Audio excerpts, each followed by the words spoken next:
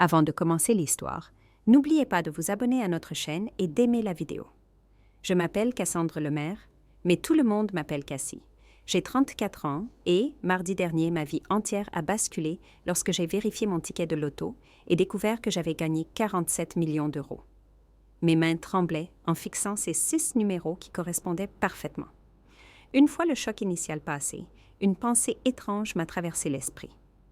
Je ne dirais absolument à personne que j'avais gagné cet argent. Vous voyez, j'ai une histoire compliquée avec ma famille en matière de finances. Si vous regardez cette vidéo en ce moment, laissez un commentaire pour me dire d'où vous la regardez.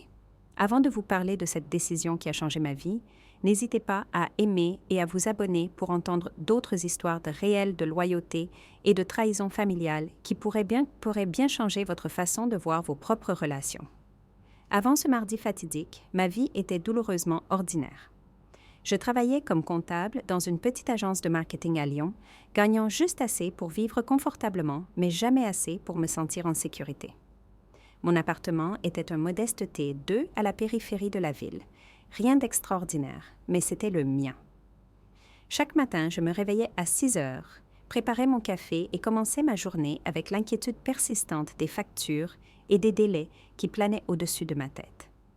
Le travail était exigeant, les semaines de 60 heures étant devenues la norme plutôt que l'exception, surtout pendant la période de déclaration fiscale.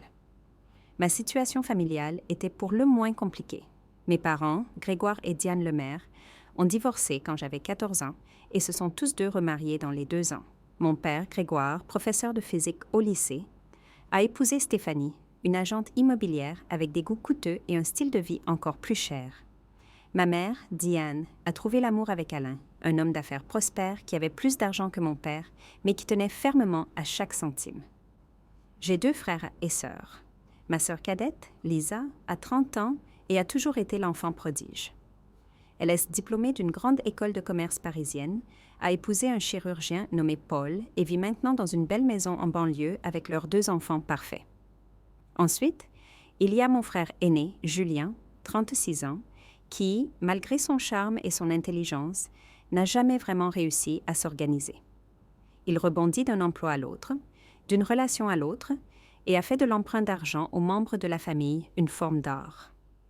Le schéma était toujours le même: appel désespéré, plaidoyer émotionnel, promesse de rembourser, puis silence radio jusqu'à la prochaine crise. La famille élargie n'était pas moins compliquée. Ma tante Martine, la sœur cadette de ma mère, était peut-être la seule personne authentique de notre cercle familial. Malgré son salaire d'institutrice la poussant à vivre au jour le jour, elle trouvait toujours un moyen de se manifester quand cela comptait. Elle conduisait une vieille Twingo qui faisait des bruits alarmants, vivait dans un petit appartement rempli de livres et de plantes et ne se plaignait jamais de sa situation. Par contraste, ma tante Hélène, la sœur aînée de mon père, avait épousé un homme riche et ne laissait personne l'oublier. Elle passait les fêtes à critiquer les choix de vie de chacun et à faire des remarques insidieuses sur ma carrière, mon appartement et mon statut de célibataire chronique. Mon cousin Raphaël, son fils, avait hérité de son sentiment de supériorité, mais d'aucune de sa réussite financière, et avait un problème de jeu que la famille faisait semblant d'ignorer. Mon histoire avec l'aide financière familiale m'avait rendue désabusée. Quand Julien a eu besoin de 5 000 € pour une cure de désintoxication il y a 3 ans, j'ai vidé mon modeste compte d'épargne pour l'aider, pour découvrir des mois plus tard qu'il n'était jamais réellement allé en traitement. Quand Lisa a eu besoin d'aide pour les frais de son mariage, j'ai mis 2 000 € sur ma carte de crédit qu'elle avait promis de rembourser après la lune de miel. 5 ans plus tard, j'attendais toujours. Quand mon père a eu besoin d'un prêt pour réparer son toit après une tempête, j'ai envoyé ce que je pouvais, pour voir des photos de lui et de Stéphanie en vacances sur la Côte d'Azur le mois suivant. La seule personne qui connaissait l'étendue de ces trahisons était ma meilleure amie, Sophie. Nous nous étions rencontrés à la fac, et contrairement à la plupart des relations de ma vie, la nôtre était restée constante. Sophie travaillait comme infirmière, comprenait la difficulté et ne jugeait jamais mes sentiments compliqués à propos de ma famille. Elle était la voix de la raison lorsque je me sentais devenir amère, me rappelant que tout le monde n'était pas là pour profiter de moi. Au travail, les choses n'allaient pas beaucoup mieux. Mon patron, Arnaud, avait l'habitude de s'attribuer le mérite de mes idées lors des réunions avec les clients. Mon collègue David partait systématiquement en avance, me laissant rattraper son retard, mais réussissais toujours à obtenir la reconnaissance que je méritais. Malgré le fait d'être sous-estimée, je gardais la tête baissée et continuais à travailler avec diligence, espérant qu'un jour cela porterait ses fruits. Acheter des tickets de loto était ma seule petite indulgence, un rituel hebdomadaire sur lequel ma famille aimait me taquiner. Chaque vendredi, je m'arrêtais au bureau de tabac du coin et dépensais 10 € en tickets. Ma mère appelait ça une taxe sur les gens qui ne savaient pas compter. Mon frère plaisantait en disant que je devrais plutôt lui donner l'argent directement. Mon père me faisait la leçon sur les probabilités et les statistiques. Mais il y avait quelque chose d'espoir dans ces tickets, une minuscule chance de liberté à laquelle je ne pouvais me résoudre à renoncer, même si les années passaient sans jamais gagner plus de 20 € ici et là. J'avais des rêves, bien sûr. Je voulais voyager, voir des endroits au-delà de la région Rhône-Alpes. Je voulais reprendre mes études et peut-être obtenir un master dans un domaine qui me passionnait vraiment. Je voulais savoir suffisamment d'économie pour qu'une réparation de voiture inattendue ne me plonge pas dans une spirale financière. Mais ces rêves semblaient de plus en plus lointains à l'approche de la trentaine. Payant encore mes prêts étudiants et portant une petite dette de carte de crédit persistante qui ne semblait jamais diminuer malgré ma budgétisation minutieuse. Chaque mois était un équilibre délicat de factures, d'épicerie et d'un dîner occasionnel avec Sophie. Je découpais des coupons, comparais les prix et savais exactement quel magasin proposait la meilleure offre sur tout, du papier toilette au café. Je conduisais une Clio de 10 ans qui faisait un bruit inquiétant quand il pleuvait, mais je n'avais pas les moyens de la remplacer. J'avais maîtrisé l'art de paraître parfaitement bien, tout en calculant constamment les coûts dans ma tête, me demandant si je pouvais me permettre de dire oui à une invitation ou si je devais inventer une excuse pour rester à la maison. C'était ma vie avant que tout ne change, ordinaire, parfois difficile, occasionnellement solitaire, mais stable à sa manière. Je n'avais aucune idée à quel point un seul morceau de papier était sur le point de bouleverser tout ce que je pensais savoir sur moi-même et sur les personnes que j'appelais ma famille. Le coup de chance. Le jour où j'ai acheté le ticket gagnant était en fait mon 34e anniversaire. Je venais de terminer une semaine de travail particulièrement éprouvante où Arnaud s'était encore une fois attribué le mérite de ma stratégie financière qui avait permis à un client majeur d'économiser des milliers d'euros. Je me suis arrêtée à la maison de la presse de M. Dubois, comme je le faisais chaque vendredi, mais cette fois avec une légère variation dans ma routine. « Joyeux anniversaire, Cassie !» s'est exclamé M. Dubois en entrant. M. Dubois était un homme âgé et aimable qui possédait le magasin depuis plus de 30 ans. Il connaissait tous ses clients réguliers par leur nom et avait toujours un mot amical à partager. « Merci, M. Dubois. L'habituel, s'il vous plaît, et peut-être un de plus pour la chance. » ai-je répondu, lui tendant 20 € au lieu de mes 10 € habituels. « Folie d'anniversaire, hein? Peut-être qu'aujourd'hui est votre jour de chance? » dit-il avec un clin d'œil en me donnant mes tickets. Au lieu de ma sélection rapide habituelle, j'ai décidé sur un coup de tête de choisir mes propres numéros. J'ai sélectionné mon mois et jour de naissance, 3 et 16, l'anniversaire de ma mère, 12, l'anniversaire de mon père, 20 et 1, l'anniversaire de Martine, 9, et l'anniversaire de Sophie, 30. 6 numéros qui représentaient les personnes les plus importantes de ma vie, même celles qui m'avaient déçue. Ce soir-là, j'ai commandé des plats à emporter dans mon restaurant vietnamien préféré. J'ai ouvert une bouteille de vin que Sophie m'avait offerte pour mon anniversaire et je me suis installée pour une soirée tranquille seule. Le tirage du loto avait lieu à 20 h, mais j'y ai à peine prêté attention en faisant défiler les réseaux sociaux, voyant des publications de connaissances, profitant de célébrations d'anniversaire bien plus excitantes que la mienne. À 20h30, je me suis souvenu des tickets et j'ai paresseusement pris mon téléphone pour vérifier les numéros, ne m'attendant à rien comme d'habitude. Le premier numéro correspondait 3. J'ai souri légèrement. Le deuxième correspondait 16. Mon rythme cardiaque a un peu augmenté. Troisième numéro, 12. Quatrième, 20 et 1. À présent, mes paumes transpiraient. Cinquième numéro, 9. Je retenais mon souffle. Sixième et dernier numéro, 30. J'ai fixé mon téléphone pendant ce qui a semblé une éternité. Ce n'était pas possible. J'avais dû mal lire quelque chose. J'ai vérifié encore et encore. J'ai allumé la télévision et rembobiné jusqu'au tirage en direct. J'ai regardé chacun de mes numéros apparaître à l'écran l'un après l'autre. Mes mains tremblaient si fort que j'ai laissé tomber la télécommande. « Ce n'est pas possible », ai-je murmuré à l'appartement vide. « Pas moyen. » Selon le site de la FDG, j'étais la seule gagnante de 47 millions d'euros. Après impôts, ce serait autour de 28 millions d'euros. Une somme insondable pour quelqu'un qui était excité plus tôt dans la journée par un bon de réduction de 10% sur la lessive. Je n'ai pas dormi du tout cette nuit-là. Au lieu de cela, j'ai passé des heures à chercher les gagnants du loto en ligne. Ce que j'ai trouvé, c'était des histoires troublantes de gagnants dont la vie s'était effondrée après leur gain. Des familles déchirées par la cupidité. Des amis et des parents éloignés apparaissant de nulle part avec des histoires lamentables et des mains tendues. Des gagnants qui étaient en faillite dans les 5 ans, plus misérables qu'avant d'avoir gagné. Un article appelait le loto, le chemin le plus rapide pour perdre tout ce à quoi vous tenez. Alors que le soleil se levait, j'ai pris ma décision. Je réclamerai l'argent, mais je ne le dirai à personne. Pas à mes parents, pas à mes frères et sœurs. Même pas à Sophie. Du moins, pas tout de suite. J'avais besoin de temps pour digérer cela, pour faire un plan, pour comprendre ce que cet argent signifierait pour ma vie avant que tout le monde n'essaie de me dire quoi en faire. Ce matin-là, j'ai appelé pour me déclarer malade pour la première fois en 3 ans et j'ai pris rendez-vous avec Philippe Dubois, un notaire spécialisé en planification financière et droit successoral. Son étude se trouvait dans un immeuble de grande hauteur en centre-ville, et alors que j'étais assise dans la salle d'attente, dans mes vêtements ordinaires, serrant mon sac à main avec le ticket gagnant à l'intérieur, je me suis sentie comme une imposture. « Mademoiselle le maire », m'a salué Philippe, tendant la main. Il avait la cinquantaine, avec des cheveux poivre et sel et des yeux aimables derrière des lunettes coûteuses. « Que puis-je faire pour vous aujourd'hui ?» J'ai pris une profonde inspiration et j'ai posé le ticket sur son bureau. Je dois savoir comment réclamer cela sans que personne ne découvre que c'est moi. Ses yeux se sont écarquillés brièvement alors qu'il examinait le ticket. Puis il a hoché la tête professionnellement. « Je vois. Eh bien, vous êtes au bon endroit. » Au cours des 2 heures suivantes, Philippe m'a expliqué mes options.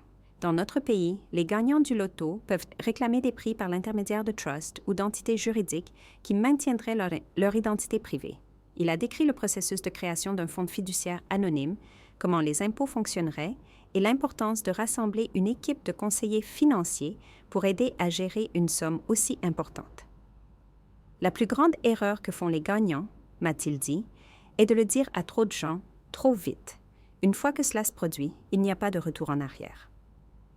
J'ai hoché la tête, soulagée que mon instinct ait été correct. Je veux bien faire les choses. Je ne veux pas que cet argent ruine ma vie. En quittant le bureau de Philippe avec un dossier rempli de documents et une liste des prochaines étapes, j'ai ressenti un étrange mélange d'excitation et d'appréhension. J'avais plus d'argent que je n'aurais jamais rêvé. Pourtant, je ne pouvais partager cette nouvelle qui changeait ma vie avec personne. J'allais vivre une double vie, faisant semblant d'être la même comptable en difficulté tout en étant secrètement multimillionnaire. L'expérience. Au cours des 2 semaines suivantes, j'ai travaillé avec Philippe pour établir le trust, réclamer les gains et mettre en place des comptes d'investissement. Nous avons créé un plan financier complet qui garantirait que je n'aurais plus jamais à me soucier de l'argent, même si je vivais jusqu'à 100 ans. L'argent était réel maintenant, dans des comptes sous mon contrôle. Pourtant, ma vie quotidienne restait inchangée. J'allais toujours au travail, je me plaignais toujours des factures avec mes collègues, je conduisais toujours ma vieille Clio. Le secret commençait à peser sur moi. Je me surprenais à m'interroger sur ma famille. Serait-il heureux pour moi s'il savait? Respecterait-il mes limites ou me verrait-il comme rien de plus qu'un distributeur automatique de billets ambulants? Les questions me hantaient et, progressivement, une idée a commencé à prendre forme. Et s'il y avait un moyen de découvrir comment ma famille réagirait à ma nouvelle richesse sans réellement la révéler? Et si je pouvais tester leur caractère avant de décider avec qui partager mon secret? Le plan s'est cristallisé une nuit, alors que j'étais allongée, fixant le plafond. Je créerais un scénario où j'aurais besoin d'aide financière. Pas une somme énorme, mais suffisamment significative. J'approcherais chaque membre de la famille avec la même histoire, la même demande, et verrai qui m'aiderait sans la perspective d'en tirer un quelconque avantage en retour. Ce n'est qu'alors que je saurai qui méritait de faire partie de ma nouvelle vie. Le lendemain, j'ai revu Philippe pour m'assurer que mes finances étaient correctement sécurisées avant de procéder à mon plan. Tout est en ordre, Cassandre, m'a assuré Philippe. Votre avenir financier est en sécurité. Vous pourriez arrêter de travailler demain si vous le vouliez. La pensée était tentante, mais je savais qu'un changement de style de vie brutal soulèverait des questions auxquelles je n'étais pas prête à répondre. Je pense que je vais rester à mon travail pour l'instant, ai-je répondu. Au moins jusqu'à ce que je clarifie certaines choses. Ce soir-là, j'ai invité Sophie à dîner. Alors que nous étions assises sur mon petit balcon avec des verres de vin, j'ai décidé de partager une partie de mon plan avec elle. Je ne pouvais pas tout garder pour moi et je lui faisais plus confiance qu'à quiconque. Je pense à faire une sorte d'expérience avec ma famille, ai-je commencé avec précaution. Sophie a levé un sourcil. Quel genre d'expérience? J'ai pris une profonde inspiration. Je vais leur dire que j'ai perdu mon emploi et que j'ai besoin d'aide financière, juste pour voir qui se soucie réellement assez de moi pour m'aider quand j'en ai besoin. L'expression de Sophie est passée de la curiosité à l'inquiétude. Cassie, ça semble manipulatrice. Pourquoi ferais-tu ça? Parce que je suis fatiguée d'être la seule qui aide quand les autres en ont besoin, ai-je dit, sans tout à fait la regarder dans les yeux. Je veux savoir qui serait là pour moi si les rôles étaient inversés. Mais mentir pour tester les gens, ça ne te ressemble pas. Sophie a posé son verre de vin. Pourquoi ne pas simplement leur demander ce qu'ils ressentent pour toi? Avoir une conversation honnête. J'ai ri sans humour. Bien sûr, parce que ma famille est si douée pour les conversations honnêtes. Tu sais comment ils sont, Sophie. Tu as vu comment ils me traitent, Matt. Malgré tout, ça me semble mal. Qu'essaies-tu de prouver? Je n'essaie rien de prouver, ai-je insisté, même si ce n'était pas entièrement vrai. Je veux juste savoir qui se soucie réellement de moi par rapport à qui me voit comme une ressource. Sophie a secoué la tête. Je pense que tu vas te faire plus de mal qu'à quiconque avec ça, mais je connais ce regard dans tes yeux. Tu as déjà pris ta décision. Elle avait raison. J'avais passé cette journée, c'était journée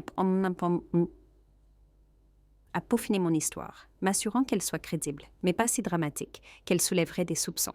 J'allais dire à tout le monde que l'agence de marketing pour laquelle je travaillais avait soudainement fermé après avoir perdu son plus gros client.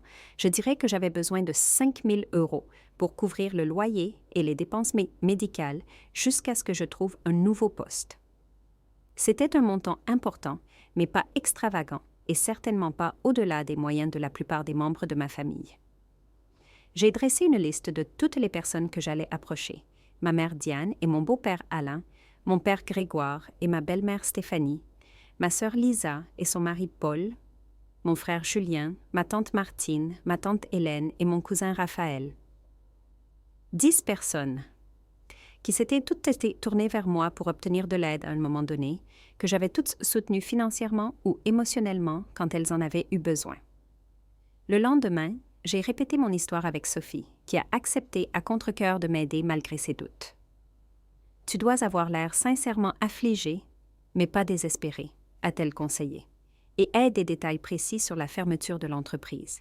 Il pourrait poser des questions. J'ai acquiescé, prenant des notes. Je dirais que le PDG a détourné des fonds et que l'entreprise fait l'objet d'une enquête. Cela expliquerait pourquoi c'est arrivé si soudainement et pourquoi je pourrais ne pas toucher ma dernière paie. Et ta recherche d'emploi? Ils vont poser des questions à ce sujet. J'ai postulé partout, mais le marché du travail est tendu, surtout pour les postes de comptables spécialisés. J'ai quelques entretiens prévus, mais rien de définitif pour l'instant, et mon fonds d'urgence est épuisé à cause de récents examens médicaux. J'avais réfléchi à chaque détail, créant un scénario qui susciterait la sympathie sans soulever trop de questions. Alors que je finalisais mon plan, j'ai ressenti une pointe de culpabilité. Sophie avait-elle raison? Était-ce manipulateur et mal? Mais ensuite, je me suis souvenue de toutes les fois où j'avais vidé mes économies pour aider ces personnes-là, souvent à grands frais personnels, et ma détermination s'est renforcée. Il ne s'agissait pas seulement de les tester. Il s'agissait de me protéger et de protéger mon avenir. J'ai fait une liste de prédictions sur la façon dont je pensais que chaque personne réagirait. Ma mère proposerait probablement de l'aide, mais moins que ce dont j'avais besoin. Mon père me ferait la leçon sur la responsabilité financière, mais pourrait envoyer un petit montant. Lisa prétendrait qu'elle ne pouvait pas aider à cause des dépenses des enfants. Julien dirait certainement qu'il n'avait pas d'argent. Alain et Stéphanie refuseraient catégoriquement. Tante Hélène me jugerait pour mes mauvais choix de vie. Cousin Raphaël promettrait de l'aide qui ne se matérialiserait jamais. La seule personne pour qui j'avais un réel espoir était tante Martine. Bien qu'elle ait le moins à donner, elle avait toujours été la plus généreuse avec ce qu'elle possédait. Mais même avec elle, j'essayais de garder mes attentes basses. 5 000 € était beaucoup d'argent pour une institutrice vivant seule. Le plan était établi. Au cours de la semaine suivante, je contacterais chaque membre de la famille individuellement, leur raconterais la même histoire et verrais qui interviendrait. Ce n'est qu'alors que je déciderai qui méritait de connaître mon gain au loto. Ce n'est qu'alors que je saurai qui se souciait vraiment de moi au-delà de ce que je pouvais faire pour eux. Avec un mélange d'anticipation et d'appréhension, j'ai pris mon téléphone et fait le premier appel. Il était temps de découvrir qui était ma véritable famille. Les refus. J'ai décidé d'appeler ma mère en premier. Diane s'était toujours enorgueillie d'être une mère attentionnée, nous rappelant fréquemment comment elle avait sacrifié ses propres rêves pour élever ses enfants. Si quelqu'un m'aiderait, je pensais que ce serait elle. Mes mains tremblaient légèrement lorsque j'ai composé son numéro. Elle a répondu à la 3e sonnerie, l'air distraite. « Salut maman », dis-je, rendant intentionnellement ma voix tendue. « Cassie, est-ce que tout va bien? Tu as l'air bouleversée. » J'ai lancé mon histoire préparée, lui parlant de la fermeture soudaine de l'entreprise, des salaires perdus et de ma situation financière précaire. Tandis que je parlais, je pouvais entendre sa respiration changer, devenant plus préoccupée à chaque détail. « Oh, chérie, c'est terrible, » a-t-elle dit quand j'ai eu fini. « As-tu fait une demande de chômage? » « Et ton fonds d'urgence? » J'ai expliqué que l'allocation chômage prendrait des semaines à être traitée et que mon fonds d'urgence avait été épuisé par de récents examens médicaux pour des symptômes inquiétants. Je n'ai pas précisé quels étaient les symptômes, permettant à son imagination de combler les lacunes. Je déteste demander ça, maman, mais j'ai besoin d'aide. Environ 5 000 € pour couvrir le loyer et les factures médicales jusqu'à ce que je trouve quelque chose de nouveau. Je promets que je te rembourserai dès que je pourrai. Il y a eu une longue pause à l'autre bout du fil. « Oh, Cassie, tu sais, Alain et moi venons juste de verser un acompte pour notre maison de campagne. Nous sommes à court de liquidités en ce moment. » Sa voix a pris un ton légèrement défensif. « As-tu demandé à ton père ou à Lisa? » Paul gagne bien sa vie à l'hôpital. J'espérais éviter de demander à papa, ai-je dit honnêtement. Et Lisa a les enfants et leurs frais de scolarité privés. Eh bien, laisse-moi parler à Alain et voir ce que nous pouvons faire, a-t-elle finalement dit. Mais je ne peux rien promettre. Tu sais à quel point il est regardant sur l'argent, surtout quand il s'agit de... Enfin, tu sais. Je le savais. Alain ne m'avait jamais considéré comme sa responsabilité, faisant comprendre dès le début que son argent était pour ma mère et les enfants qu'ils auraient pu avoir ensemble. Ils n'en ont jamais eu. Bien sûr, maman. Fais-moi savoir dès que tu peux. Le loyer est dû la semaine prochaine. Je le ferai, chérie, et je suis tellement désolée pour ton travail. Ces choses se règlent toujours pour le mieux, cependant. Peut-être que c'est un signe que tu devrais chercher à changer de carrière pour quelque chose de plus stable. Après avoir raccroché, j'ai noté sa réponse dans un journal que j'avais commencé à cette fin. Elle avait exprimé sa préoccupation, mais avait immédiatement cherché des moyens de transmettre la responsabilité à quelqu'un d'autre. Elle n'avait pas refusé catégoriquement, mais je soupçonnais que sa conversation avec Alain aboutirait commodément à leur incapacité à aider. Le lendemain, j'ai rencontré mon père, Grégoire, pour un café. J'ai choisi un lieu public, pensant qu'il serait moins susceptible de réagir négativement dans un tel cadre. « Tu as l'air fatigué », fut son salut alors que je m'asseyais en face de lui. Je lui ai donné un faible sourire et j'ai lancé mon histoire. Son visage est resté impassible pendant que je parlais, hochant ou fronçant les sourcils occasionnellement à certains détails. Quand j'ai fini en demandant de l'aide pour les 5 000 €, il s'est penché en arrière sur sa chaise et a croisé les bras. « Cassandre, je t'ai toujours enseigné la responsabilité financière. » A-t-il commencé, glissant dans sa voix de professeur. C'est exactement pourquoi je t'ai dit de conserver 6 mois de dépenses économisées en tout temps. Qu'est-il arrivé à ce plan? La vie est arrivée, papa, ai-je répondu, essayant de garder la frustration hors de ma voix. Facture médicale, réparation de voiture. Tout le monde ne peut pas se permettre de mettre de côté autant d'argent. Il a soupiré lourdement. Et maintenant, tu t'attends à ce que les autres te tirent d'affaire. Qu'en est-il de tes habitudes de dépenses? As-tu vraiment besoin de cet appartement dans ce quartier et ton abonnement Internet et ses services de streaming? Pendant les 20 minutes suivantes, il m'a fait la leçon sur la planification financière, le marché du travail et l'importance de vivre en dessous de ses moyens. Pas une seule fois, il n'a proposé une aide concrète. J'aimerais beaucoup t'aider, Cassie, mais Stéphanie et moi nous concentrons sur notre retraite en ce moment. Nous ne pouvons pas nous permettre de puiser dans ces fonds. Ce serait financièrement irresponsable. Il m'a tapoté la main avec condescendance. Ce sera une bonne expérience d'apprentissage pour toi.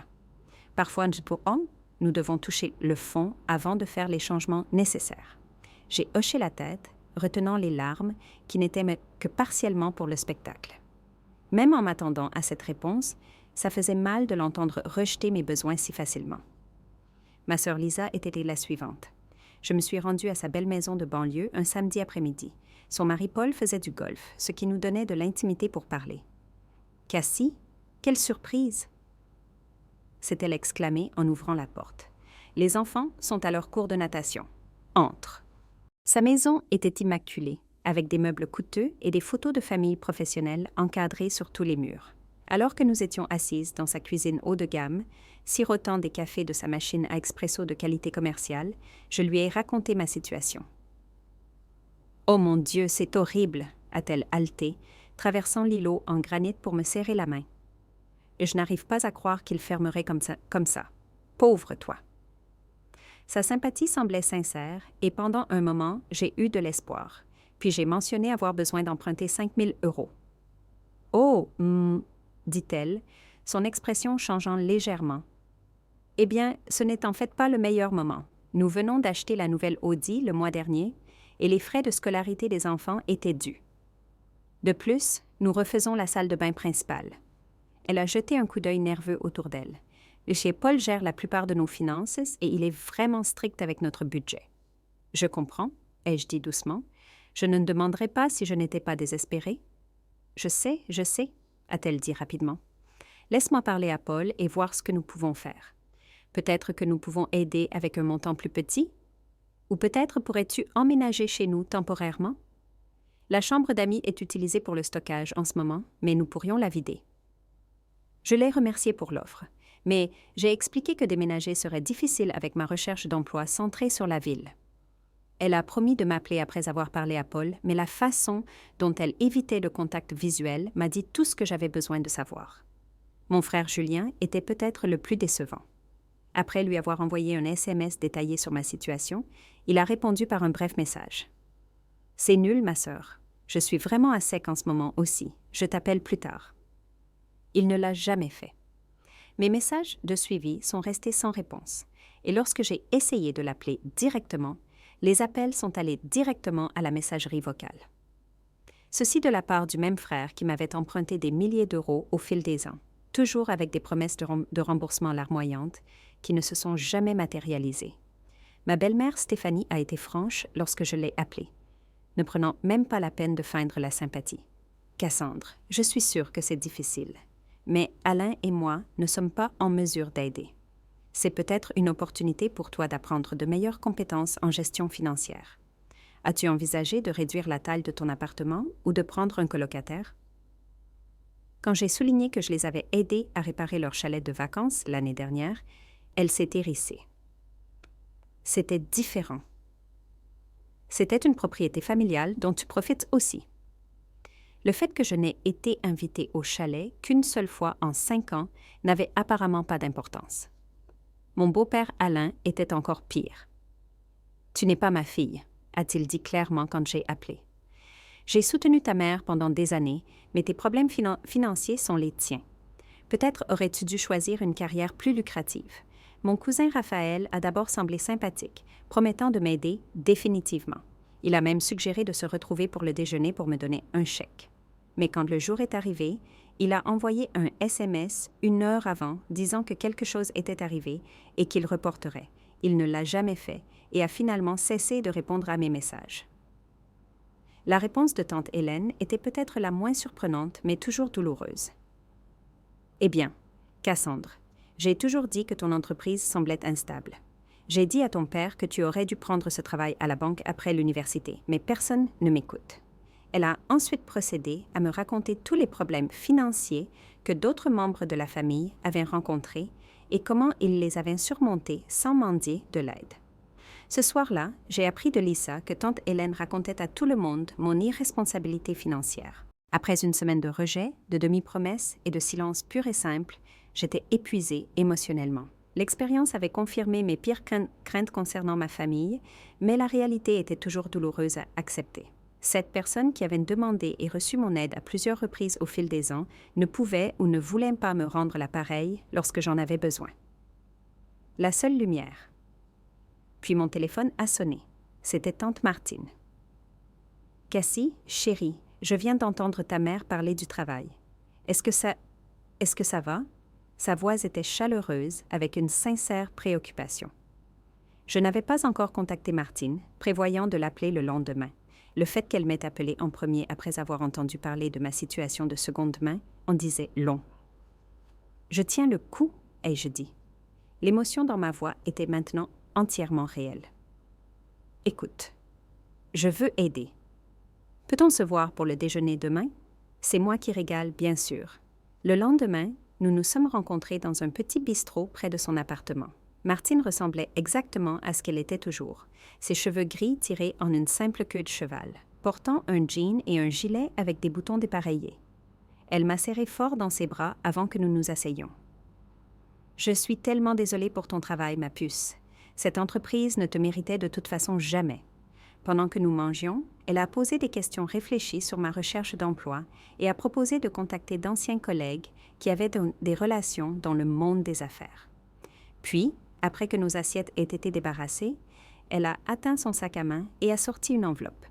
« Je veux que tu prennes ça, » a-t-elle dit, la faisant glisser sur la table. « Il y a 3 000 € dedans. Je sais que ce n'est pas le montant total dont tu as besoin, mais cela devrait au moins aider avec le loyer. » J'ai fixé l'enveloppe sous le choc. « Martine, je ne peux pas prendre ça. C'est trop. Balivernes, la famille aide la famille.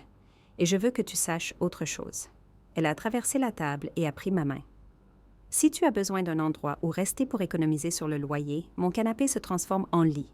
Ce n'est pas chic, mais tu es la bienvenue pour rester aussi longtemps que tu en as besoin. » Les larmes ont rempli mes yeux et cette fois, elles étaient complètement sincères.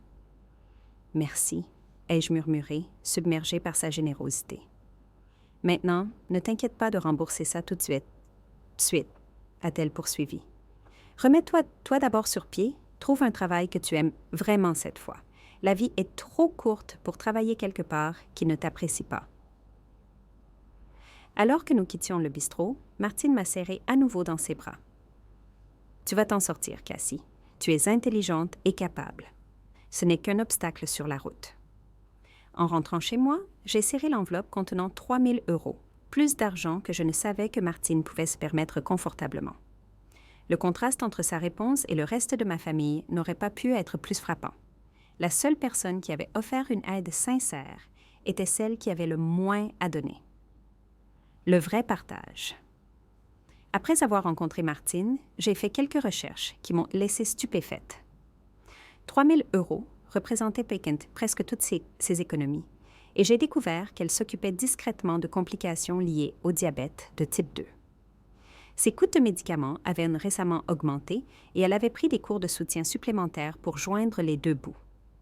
La nouvelle m'a frappée comme un coup physique. Martine, qui avait si peu, m'avait donné presque tout ce qu'elle avait sans hésitation ni condition. Pendant ce temps, ma mère, qui venait de dépenser 8 000 € pour une rénovation de salle de bain, ne pouvait pas épargner 5 000 € pour aider sa fille avec le loyer et les factures médicales. Le lendemain, j'ai invité Martine à dîner chez moi. Alors qu'elle s'installait sur mon vieux canapé, j'ai remarqué pour la première fois à quel point elle avait l'air fatiguée. les rides fines autour de ses yeux plus profondes que je ne m'en souvenais. « Martine, il faut que je te dise quelque chose. » ai-je commencé, posant une tasse de thé devant elle. « Je n'ai pas été totalement honnête avec toi. » Son expression est restée ouverte, curieuse plutôt qu'inquiète. « Qu'est-ce que c'est, ma puce? » « Je n'ai pas perdu mon emploi. L'entreprise va bien. J'ai toujours ma position. » Les mots sont sortis rapidement. J'ai inventé cette histoire pour voir qui dans la famille m'aiderait si j'en avais besoin. Martine était restée silencieuse pendant un moment, puis a hoché la tête lentement. Je vois. Es-tu en colère contre moi? Ai-je demandé soudainement, craignant de perdre la seule relation sincère que j'avais découverte grâce à cette expérience. Elle a considéré la question. Quoi? Non, pas en colère. Triste peut-être. Triste que tu aies ressenti le besoin de tester les gens de cette façon. Elle a pris une gorgée de son thé. Mais je comprends pourquoi tu l'as fait. Notre famille n'a pas toujours été gentille avec toi. Tu as été la seule à proposer de l'aide, lui ai-je dit. Tout le monde avait des excuses ou m'a simplement ignorée. Martine a soupiré. Les gens te montrent qui ils sont lorsque donner devient gênant. J'ai appris cette leçon à la dure moi-même. Que veux-tu dire? Elle a posé sa tasse et a croisé les mains sur ses genoux. Mon ex-mari, Robert, t'ai-je déjà dit pourquoi nous avons vraiment divorcé? J'ai secoué la tête. L'histoire familiale avait toujours été vague. Quelque chose à propos de s'éloigner. J'ai reçu un petit héritage lorsque ma grand-mère est décédée. Environ 50 000 €. Pas une fortune, mais significatif pour nous à l'époque. Robert a immédiatement eu toutes sortes de projets pour cet argent, principalement l'investir dans les entreprises de son ami. Elle a souri tristement. Je voulais l'économiser pour notre avenir, peut-être acheter une petite maison éventuellement. Nous nous sommes disputés pendant des mois. Ce qui s'est passé? Un jour, j'ai découvert qu'il avait falsifié ma signature et retiré la majeure partie de l'argent. Au moment où je l'ai découvert, il était parti, investi dans un restaurant qui a échoué en moins d'1 an. Elle a secoué la tête en se remémorant. Quand je l'ai confronté, tu sais ce qu'il a dit? Que c'était notre argent, pas seulement le mien, et qu'il y avait autant de droits que moi, comme si mon nom sur l'héritage ne signifiait rien. J'étais choquée. Je n'en avais aucune idée. La famille préférait l'histoire de l'éloignement, moins salissante. Elle a appris ma main. Le fait est que j'ai appris que certaines personnes te voient comme une ressource plutôt que comme une personne. Et c'est une leçon douloureuse. Je suis tellement désolée que cela te soit arrivé, ai-je dit, lui serrant la main. C'était il y a longtemps, mais cela m'a appris quelque chose d'important sur l'argent et les relations. Elle m'a regardée avec intensité. L'argent ne révèle pas seulement qui sont vraiment les autres, Cassie. Il révèle aussi qui nous sommes. Comment nous l'utilisons, comment nous le partageons, comment nous en parlons. C'est un miroir puissant. Ces mots ont résonné profondément. À cet instant, j'ai pris une décision. Martine, il y a autre chose que je dois te dire. Quelque chose de grand. J'ai pris une profonde inspiration. J'ai gagné au loto il y a 3 semaines.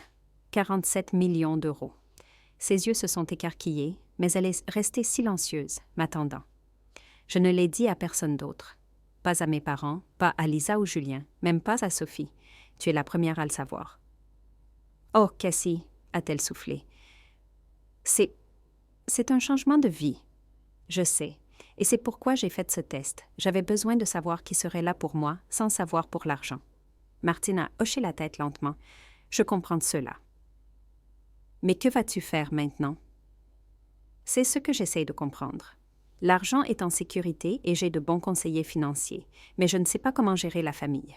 Martine a réfléchi à cela. Tu sais que tu ne dois rien à personne, Cassie. Même pas à moi. Mais je veux t'aider, ai-je insisté. Tes dépenses médicales, un meilleur appartement, tout ce dont tu as besoin. Elle a souri doucement. Je n'ai besoin de rien de toi, ma puce. Je suis heureuse avec ma vie. Mon appartement est petit, mais il est rempli de choses que j'aime. Ma voiture roule la plupart du temps. J'ai mes élèves et mes livres. Et maintenant, ce merveilleux secret avec ma nièce préférée.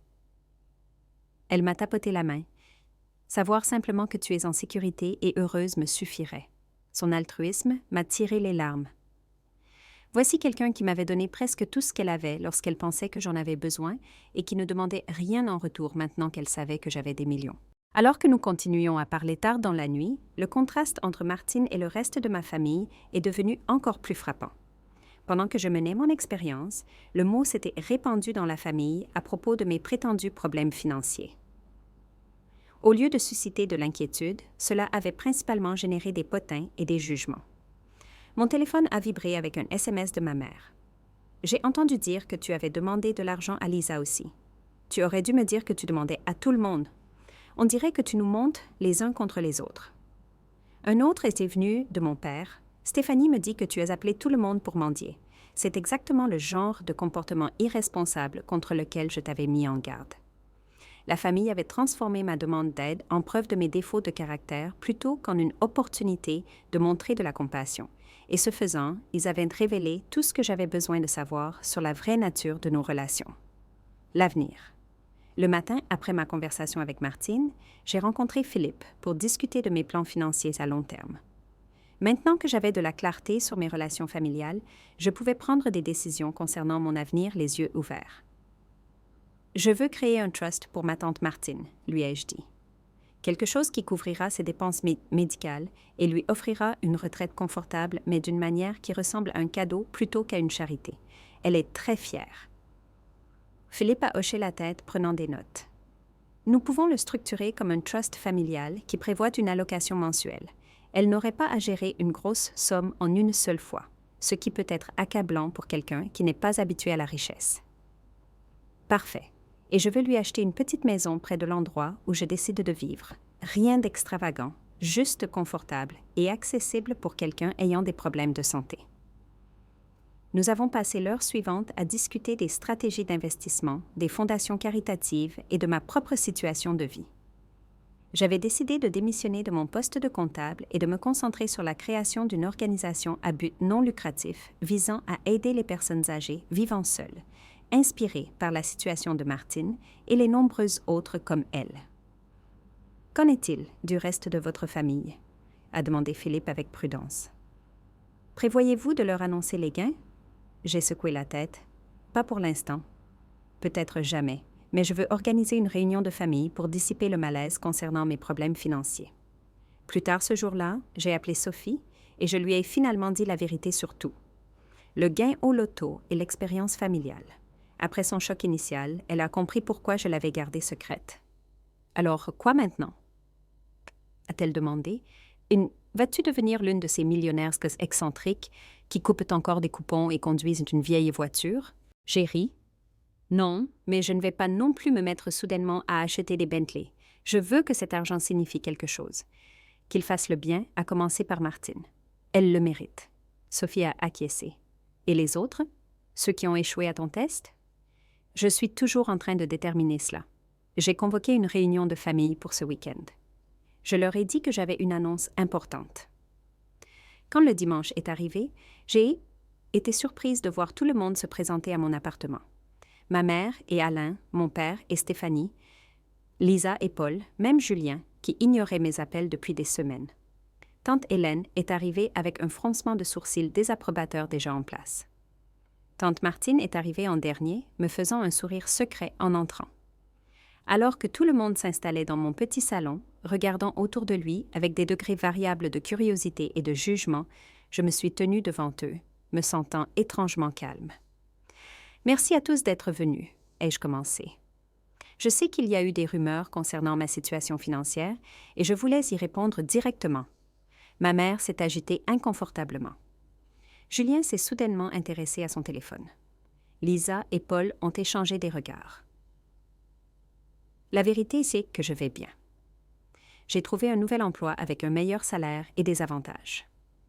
C'était techniquement vrai car je venais de me nommer directrice exécutive de ma nouvelle fondation avec un salaire modeste. Je ferai la transition vers ce poste le mois prochain. « Eh bien, c'est une merveilleuse nouvelle », a dit ma mère avec un soulagement évident. Nous étions tous tellement inquiets. J'ai remarqué plusieurs visages se détendre dans la pièce.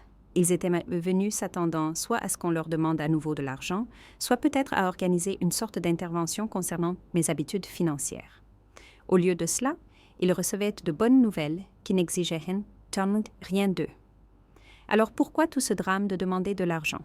a demandé mon père, son ton accusateur. Pourquoi demander de l'aide à tout le monde si tu avais un emploi en vue? J'ai soutenu son regard fermement. L'emploi s'est présenté récemment et quand j'étais en difficulté, j'ai contacté ma famille. C'est à ça que la famille est censée servir, non? Un silence inconfortable s'est abattu sur la pièce. Eh bien, nous avons tous nos propres engagements financiers, a dit Stéphanie défensivement. Il n'est pas toujours possible d'aider, même lorsque nous le voulons. Bien sûr, ai-je concédé. Nous devons tous faire des choix concernant nos priorités. Je me suis tournée vers Julien. À ce propos, Julien, j'ai remarqué que tu n'as jamais répondu à mes messages quand j'avais besoin d'aide. Pourtant, tu n'as eu aucun problème à me demander 3 000 € Noël dernier pour ton loyer. Il a eu la grâce de paraître embarrassé. J'étais en train de traverser des difficultés et je n'avais pas d'argent à te donner. Tu ne m'as même pas rappelé, ai-je souligné. Ça, c'était gratuit. La réunion a continué dans cette veine, moi abordant calmement mais fermement l'hypocrisie et l'absence de soutien que j'avais vécue. Personne n'a admis d'avoir mal agi. Il y a eu des excuses, des justifications et même quelques tentatives pour rejeter la faute sur moi pour avoir fait culpabiliser tout le monde. Alors qu'ils partaient après 1 heure inconfortable, j'ai ressenti un étrange sentiment de clôture. Je ne leur avais pas parlé du gain au loto, mais je m'étais défendue d'une manière que je n'avais jamais faite auparavant. L'argent m'avait donné quelque chose de peut-être plus précieux que la richesse elle-même, le courage de voir mes relations clairement et d'établir des limites en conséquence. Martine est restée après que tout le monde soit parti, m'aidant à nettoyer les tasses à café et les assiettes. « Tu as bien fait » a-t-elle dit doucement. « Ça n'a pas dû être facile. » « C'était en fait plus facile que prévu, ai-je répondu. Pour la première fois, je n'avais pas peur de les décevoir, parce que je réalisais que leur opinion sur moi n'était jamais basée sur qui je suis vraiment. Martine a souri, mais c'est une prise de conscience puissante. Alors, que se passe-t-il ensuite? Ensuite, ai-je dit, nous commençons à chercher des maisons pour nous deux.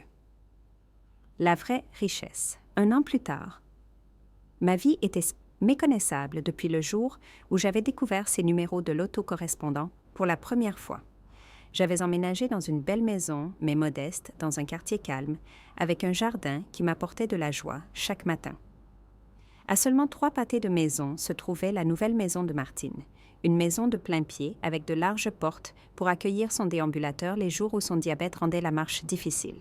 La fondation solidaire que j'avais créée avait grandi au-delà de mes attentes. Nous fournissions de la compagnie, des réparations à domicile et une assistance financière aux personnes âgées vivant seules, avec un accent particulier sur celles qui étaient éloignées de leur famille.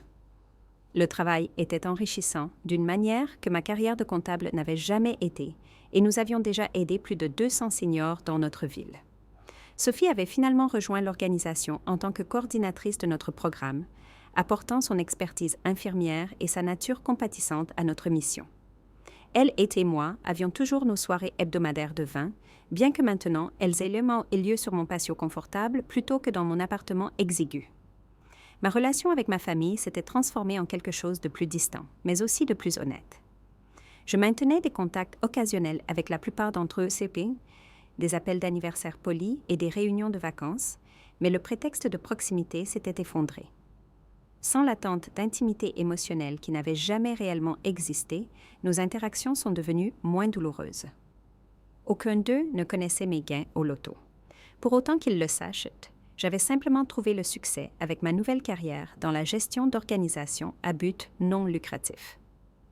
Ils semblaient accepter cette explication sans beaucoup de curiosité. Pour les détails, ceux qui me disaient tout ce que j'avais besoin de savoir sur leur intérêt pour ma vie. Il y avait eu des moments de tentation de révéler la vérité, en particulier lorsque Julien appelait pour demander de l'argent pour une nouvelle entreprise ou lorsque Lisa se plaignait du coût de la rénovation de sa cuisine. Mais chaque fois, je me souvenais du silence quand j'avais eu besoin d'aide, et le choix devenait clair. Fait intéressant, il y avait eu des occasions où des membres de la famille avaient réellement besoin d'aide.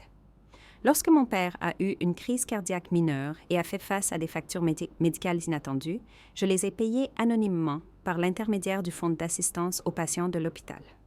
Lorsque mon cousin Raphaël est finalement entré en cure de désintoxication pour sa dépendance au jeu, j'ai fait un don anonyme pour couvrir son traitement. Ils n'ont jamais connu la source de ces cadeaux et je préférais qu'il en soit ainsi. Martine et moi dînions ensemble au moins 2 fois par semaine.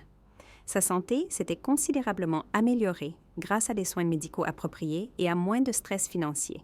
Elle avait pris sa retraite de l'enseignement, mais faisait du bénévolat dans un programme d'alphabétisation 3 jours par semaine, partageant toujours son amour des livres avec des enfants qui en avaient besoin.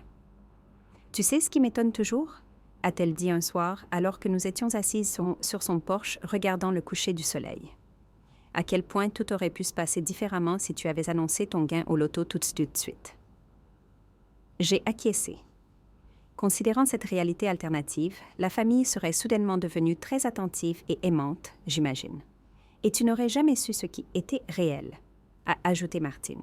Cette connaissance, aussi douloureuse soit-elle, t'a donné la liberté. Elle avait raison.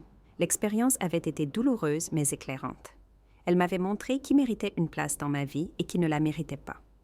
Elle avait révélé la vraie nature des relations que j'avais passé des années à essayer de renforcer malgré leur déséquilibre fondamental. La plus grande leçon que j'avais apprise n'était pas sur les autres, mais sur moi-même. Avant le loto, j'avais défini ma valeur parce que je pouvais donner aux autres. J'essayais constamment de gagner l'amour par le sacrifice et la générosité. Je m'étais permis d'être utilisée parce que je croyais que c'était ce que signifiait la famille, ce qu'exigeait l'amour. Maintenant, je comprenais que le véritable amour, celui que Martine m'avait montré, ne tenait pas de bilan. Il donnait librement sans attente de retour, mais il respectait aussi les limites et la dignité. Il était honnête et constant, présent dans les bons et les mauvais moments. J'avais initialement gardé mon secret de gain par peur, craignant que l'argent ne corrompe mes relations. Ce que je n'avais pas anticipé, c'était la façon dont le secret les clarifierait à la place, éliminant le prétexte et révélant la vérité.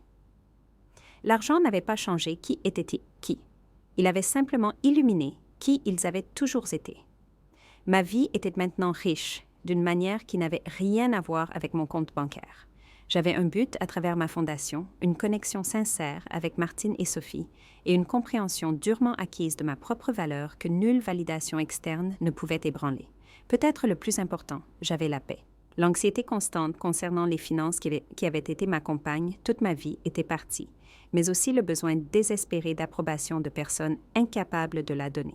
J'avais construit une vie alignée sur mes valeurs plutôt que sur mes insécurités. Martine s'est approchée et m'a tapoté la main, me ramenant au moment présent. « Tu as bien fait, ma petite. Pas seulement avec l'argent, mais avec ce que tu as appris. » Je lui ai souri, submergée de gratitude pour cette femme qui m'avait montré ce que la famille signifiait vraiment. J'ai eu un bon professeur. Alors que le soleil plongeait sous l'horizon, peignant le ciel de nuances de rose et d'or, j'ai pensé au voyage qui m'avait amené ici, du choc de ces numéros correspondant à la douleur du rejet, à la joie de créer quelque chose de significatif avec ma fortune inattendue. L'argent avait changé ma vie, oui, mais pas de la manière dont j'avais initialement craint ou espéré. Il m'avait simplement donné la liberté de voir clair et de choisir sagement. La chose la plus précieuse que j'avais gagnée n'avait rien à voir avec des millions en banque. C'était la compréhension que les personnes qui méritent une place dans votre vie ne sont pas celles qui sont là lorsque vous avez tout à donner, mais celles qui restent quand vous n'avez rien à offrir que vous-même. Avez-vous déjà dû tester la loyauté de quelqu'un dans votre vie? Qu'avez-vous appris de cette expérience? Partagez vos histoires dans Ikonské dans les commentaires ci-dessous. Si cette histoire a résonné en vous, veuillez cliquer sur « J'aime » et vous abonner pour entendre d'autres leçons de vie réelles qui pourraient changer votre perspective. N'oubliez pas de partager cette vidéo avec quelqu'un qui pourrait avoir besoin d'entendre que sa valeur n'est pas déterminée par ce qu'il peut donner aux autres. Merci d'avoir écouté et puissiez-vous trouver la clarté pour reconnaître les vraies relations dans votre propre vie.